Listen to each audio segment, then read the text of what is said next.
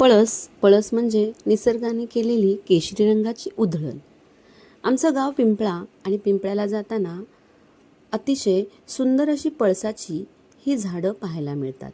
आणि बघता क्षणी माझा मोह आवरला नाही आणि मी पळसाची फुले घेऊ लागले.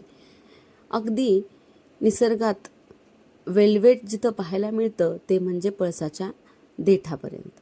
त्या देठाला मऊशार असं आवरण असतं हिरव्या रंगाचं आणि पळसाचं हे सुंदर आणि देखणं फूल. मग हे फूल कशासाठी?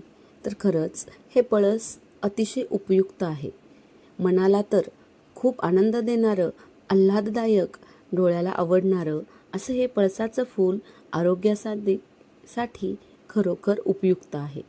मग उन्हाळ्याचा दिवस आणि या माघ महिन्यात आणि चैत्रामध्ये येणारी पळसाची फुले आपल्या आरोग्यासाठी उपयुक्त आहेत. म्हणून मी माझ्या ओंजळीत पळसाची फुले गोळा केली, कारण मला बनवायचं होतं पळसाचं सरबत. घरी आल्यानंतर हे तयार झालं आहे माझं पळसाचं सरबत.